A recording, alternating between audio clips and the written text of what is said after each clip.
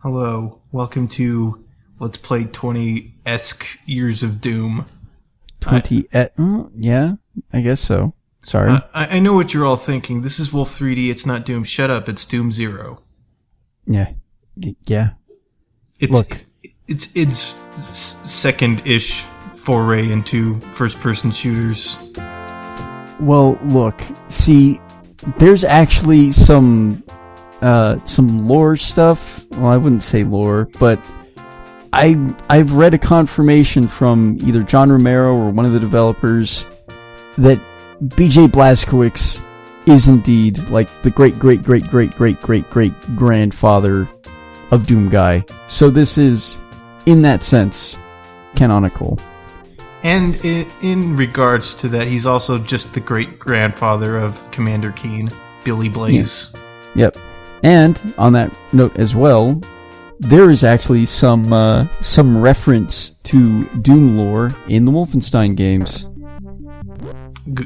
Is this something I don't know about? We'll get there when we get there. Also, gotta set the options just because I can. Oh my goodness, I didn't even know about the faces. Yeah, the skill levels have awesome, faces. Gonna play on skill 3 because that's what Doom taught me. You always play on the hardest difficulty.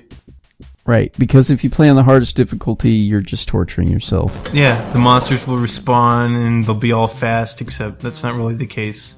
Alright, here's the first guy in the game. Wait, what? Oh my goodness. Alright. Alright, so we're gonna do a little breakdown on all the enemies. Oh man.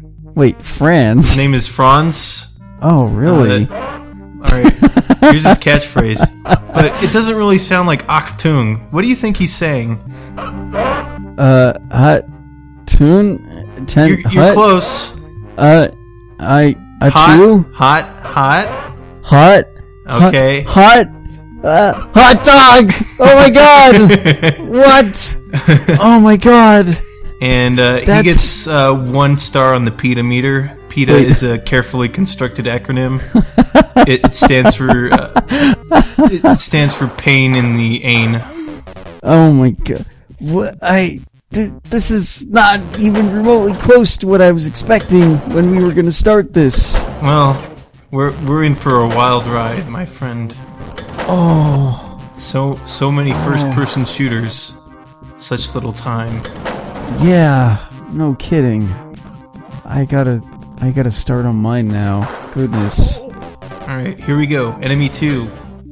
Oh god, the dogs. Oh yes. Oh, look at this little animation. Rascal. That's his biting attack. Schnitzel. Little schnitzel ball. Oh, really? Yeah, only 1 health.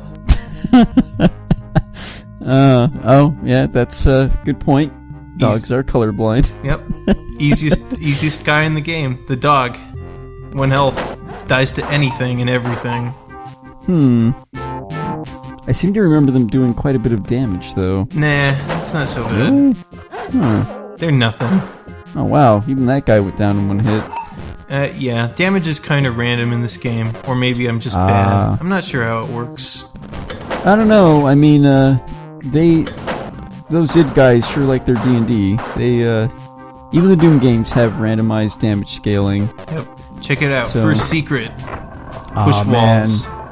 That's a really great sound effect, by the way. I don't know how they made that. I bet Bobby Prince knows. He's the id sound guy. So, interesting fact about the push walls, they were actually if I remember correctly, from Masters of Doom by David Kushner, all rights reserved. The push walls were like a last minute hack to the game engine. Like, the game wasn't meant to have walls sliding like that. But John Carmack, the big engine rendering tech guy for id, the smartest man in the world. Yeah, basically. Yeah. He decided that yes, it's a good idea to have secret push walls, and he finally caved in and gave us push walls. Like John Romero and company had to really campaign for that to happen, and he was just not having any of it. Yeah. And yet, years later, it is a staple of first-person shooters to have secrets now. So, yes. It was a good pioneering decision, for sure. Way to go, id guys. Yeah. Granddaddy first-person shooters. Also, this guy ran through a weird way, and I had to go back and chase him. So, I don't really quite remember the movement in Wolf 3D being this sporadic, but it seems like you... Go on. I have an answer for really, that. like, jumping around. There's a... What input method do you think I'm using to play this game? You wouldn't happen to be using a Steam controller, would you? No. Huh? Also, this is the secret exit. You're just playing with your mouse, aren't you? Yep, mouse only. Wow. You nailed it. I knew it couldn't be a joystick, and it couldn't be a D-pad or anything like that either. Mouse only is the only way to go. Yeah. Also, interesting. Welcome to floor 10. It's very purple. So I'm gonna take a guess that you're like hitting a key to strafe. No, you hold down the right mouse button to strafe. Middle mouse button opens doors, and left mouse button shoots. Also, another enemy. Oh, shit. Here we go. Yep. See, these are the guys I think of when I think of Wolf 3D. Yeah. Alright, this guy's Heimlich. Yep. He's better than Brown. Oh, he's got quite a bit of health, too. Sounds like he's saying shoe stuffer. You know. Or shoe bobble. Yeah. He gets a 3 on the pedometer, because this guy is dangerous. Yeah. He's got a machine. He's got what you've got. This guy is literally another you. Just working for the bad guys. So dangerous. Despite it being like ad-lib, I don't know, maybe people will be mad that I don't like ad-lib music, but Bobby Prince did a really good job with the soundtrack, and this is one of my favorite tracks of his in this game. It's called like Enemy Right Around the Corner or something like that. There was a little thing that said what the song was. But yeah, for this game, since the levels aren't particularly interesting, I'm only going to be showing off a few in each episode, and then fast forwarding through the rest. So you'll still get all the levels, but most of them will be just kind of skipped over. Right, because you know, for the time, this game had a lot, but not a lot of diverse content. Yep. Apparently, John Romero or somebody saved like a text file of like emails he got regarding the game, and some of them were like about like veterans who were getting PTSD from this game, but they were still like really liking it despite that. And then like people in like Microsoft or something, like their bosses were complaining about seeing this game on like all the screens, and, like hearing the sounds from this game all the time. Oh god. Man. If only I could have been there, but I was 0. Yeah, when did this game come out? 92, I believe. Wow, so yeah, we were just little babies. Yeah, we were literally 0. But we were born along with the first-person shooter. Yep. We're the first FPS gen. Hashtag. Yeah. Only 90s kids will remember this. Oh. Good grief. Good grief indeed. So, this level's not particularly interesting, but it is the secret level, so I am gonna show it off. Also, yeah. This push wall, A, makes me excited, B, gets me lost a little bit. Oh. It's really easy to get lost in this game because there's no map at all. I mean, I suppose you could look at the map editor. I think maybe it didn't come with the game, but I think the game came with a map editor. Don't quote me on that. Wait, there's a map editor? Yeah, and oh. the way the maps work is interesting because it's not like actual geometry. It's just like tiles on like a bitmap image or something like that. Oh. And then the renderer like the engine renders it from like a first-person perspective.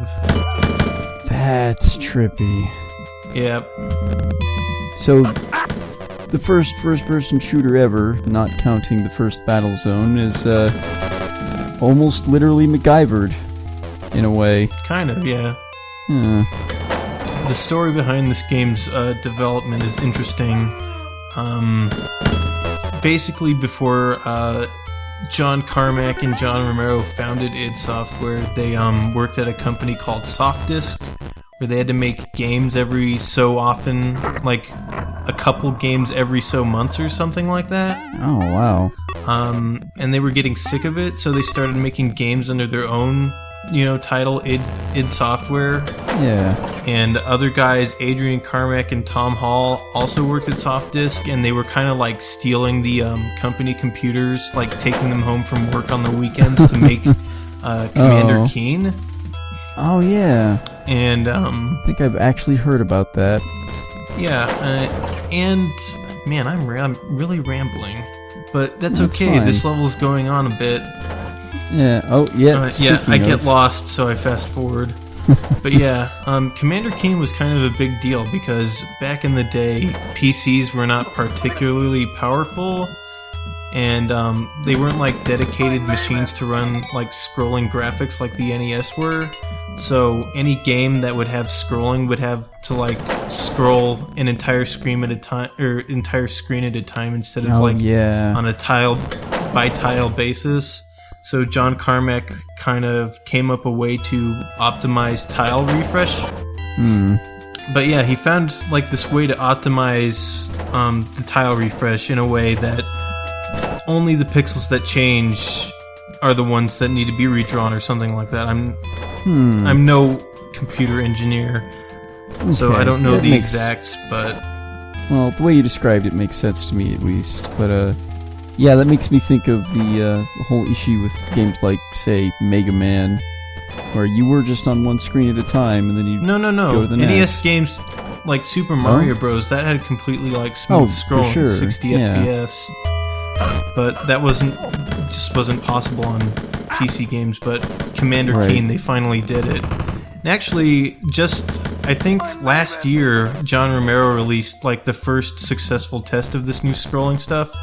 Or they released that a long time ago. What they did release was what they sent off to Nintendo, which was the Super Mario Brothers. Yeah, beta. They tried to port Super Mario Bros. To PC, and they sent a demo off to Nintendo, but unfortunately they got rejected, so that's not a thing. That's fine, I guess. I'd be really curious to see what that looks like. Well, it exists now. You can probably find it on John Romero's Twitter. I'm gonna have to. Yep.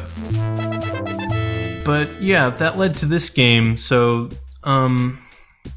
back to Doom history, id history rather.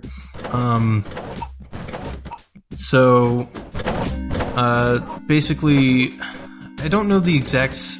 It's been a while since I've read Masters of Doom, but John Carmack, for some reason, he got interested in 3D development. I don't remember the exacts, so sorry.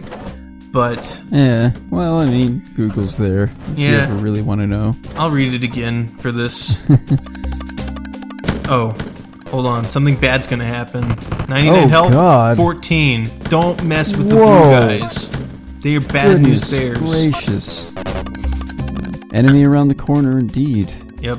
Jeez. So anyway, as I was saying, lecture.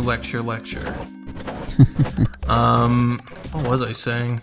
Okay, so John Carmack was making this great 3D engine. They're still working for Softdisk. Scott Miller from Apogee Games contacts them like in this really obscure way, like through fan letters, fake fan letters that all included his address and like phone number, so that the id guys could call him. And eventually, John Romero, he was looking at his like wall of fan letters, and like a lot of them were from the same guy with the same number, and he was really upset about this. So he called him and told Scott Miller off. And then they kind of, I wish I could remember the exacts, but they got over it basically, and then the two Johns started making some games for Apogee while they were still working at Soft Disk. Like, they would make their Soft Disk games at work and then bring their computers like home to make id games. Oh my god. Can I stop you there for a moment and just point out they were packing up desktop PCs every night and taking them home with them. Yeah, absolutely. That's what they were doing. CRTs and all. Yeah. God. I don't know. Maybe they had their own who knows? Maybe. I'd like to think that they just took all that equipment with them. Yeah, that's... what a nightmare. God. And people complain about laptops being too heavy. But yeah. Oh. Basically, Soft Disk knew nothing about id Software, I think. So... Right. What happened was they released Wolf 3D. No. Before that, they released a game on the 3D engine called Catacombs 3D under Soft Disk. And then they were gonna tell the guy about they want to leave, but they released Wolfenstein before they got the chance. So their boss was kind of screwed or something like that. Right. Man, I'm gonna have to do like an addendum on the actual stuff that went down, because I'm pretty sure that's not accurate, but that's close enough. That's what I remember. Abridged version. They made a ton of money off this game. Oh, for sure. I mean, hell, they had enough money to just go into Doom after this, so... Yeah, after this game, they left Apogee too because they made so much money. Yeah. Man. I mean, they were getting complaints about everyone's got this on their computer at work, and nobody can work because all they hear is Wolfenstein all day, and keep passing by their employees' computers, and there's Wolfenstein on it. What are you doing? Get back to work. But so... mein Leben.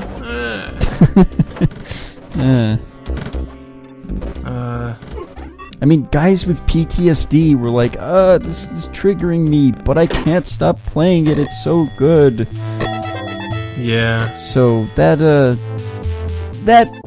sets the tone pretty well for how successful they were. Good stuff. Yeah.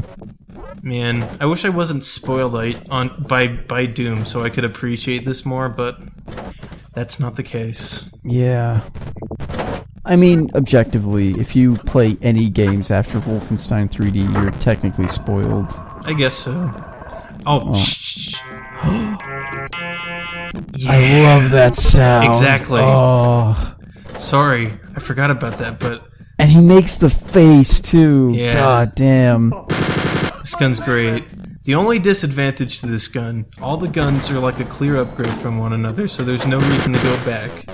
But you have to spend at least 2 bullets every time you fire it, so if you want to save ammo, probably go back to the machine gun. Yeah, but that's not worth it. You got a freaking chain gun. Come on. Yeah, there's ammo everywhere. It's fine. Yeah. I mean, these guys, they all use the same ammo as you. There's only one ammo type, right? Yeah, there's only one ammo type. Just wait till episode 4 or 5. Like, you just get to mow down crowds of guys with this thing, and it's great. Oh my god. So picking this up in that chapter has a whole new meaning. Say what? Picking this gun up in that chapter episode has a whole new meaning. I suppose it does. Since when you pick it up, that ominous tone means you're about to go on a mass murder spree versus you just got a big gun. I'm really glad they made that sound for the chain gun. Right. I mean, you have to think about how jarring that was. This is some Arnold Schwarzenegger tier stuff right here.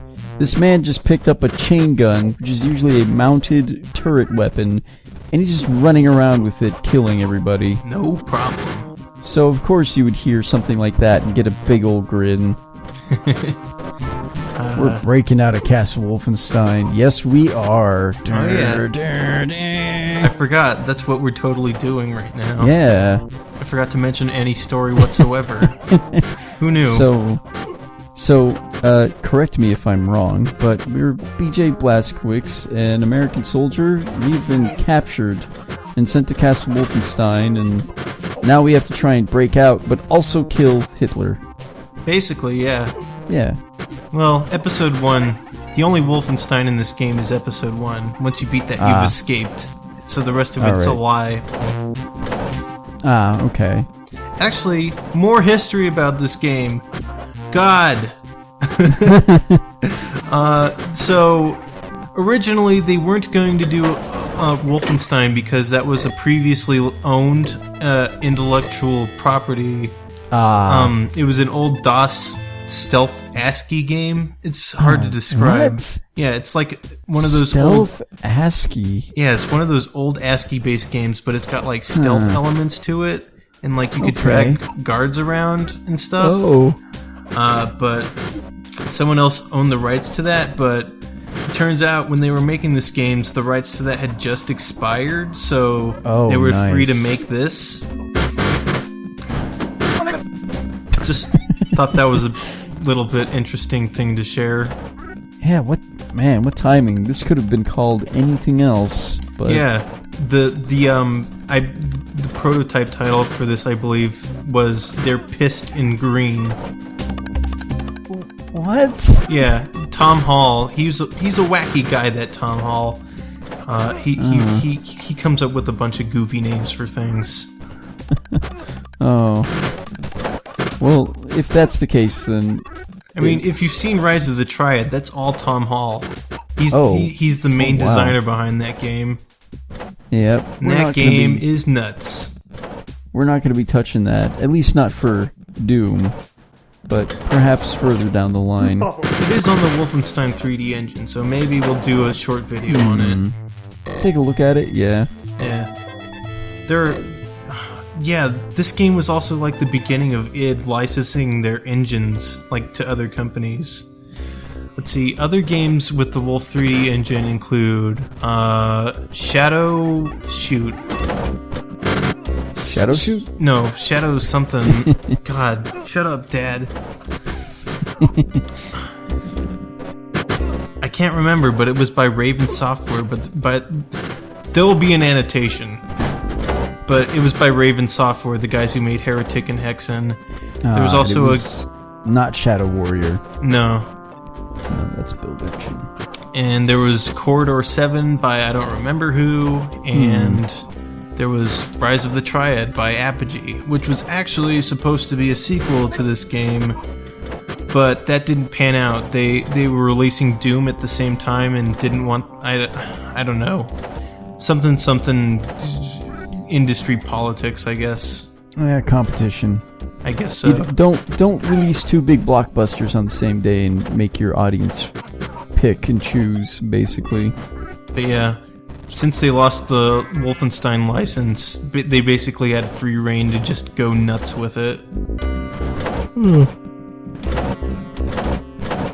Well, I guess in a way that had its own benefits. It certainly does. God, check out this cool level, right? Yeah, for what parts are solid long enough for me to observe them. But, so, go on. Yeah, that kind of reminds me with what happened with StarCraft originally. If I recall, that was actually supposed to be a Warhammer 40,000 game, but they lost the license to it, or the rights to it, towards the end of development, so they wiped away all of the lore and everything, and sort of redid it, and made their own lore and released it, and now we're here with StarCraft 2 and all that shit all these years later. So nice. Yeah. And I just remembered the Raven game that Wolf 3D engine uses. It's Shadowcaster. No annotation required anymore. Yep. Nailed it. Also, this was a really short level, and if you beat the par time, you get like 500 points per second under time. Wow. Oh yes. Alright, here we are. Final level of the episode. So, before we end, yeah, I did just notice you have a score and lives. Oh yeah. This was back when that stuff still mattered, but didn't really, because you can save in this game. Yep. Alright, we though. got one more enemy bio to do. Hitler Waltz. Oh goodness. Yeah, I didn't even know that song was a thing until I started this. So here we have Mr. Hans Gross. He has a German word for a job. Ah, okay. And the bosses in this game have different health. Their health's different on different skill levels. Okay. He's the equivalent of 10 SS guards. Basically, this guy's no big deal. Just kind of shake, rattle, and roll and fire at him. I mean, you probably take a lot of damage, but whatever. There's a room full of medkits. Nice. And then a room full of ammo. Yes. Classic final episode level. End of shareware. We've got the key. Alright, everyone be quiet. Here it comes. Yeah! Yes! Yeah! I love that sound. Perfect. And I still have no idea who made it, and that is a pretty great picture of Blazkowicz right there. Yeah, it is. You know, that reminds me, like, all the box art for this game depicts him without a shirt, but in none of the games is he seen without a shirt. Oh man. Text lore. Yeah, you can read that if you want, I'm not going to.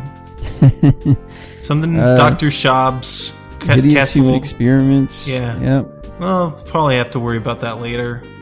Something Hitler, Third Reich. Wait, episode 3? That was episode 1.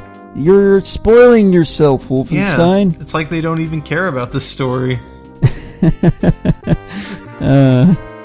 Alright, I've made it to the high scoreboard.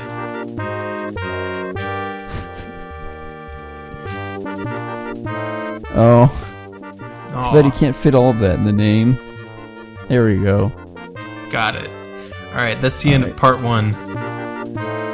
Yes, actually, I do think I can quit this easily, so I'm gonna quit right now!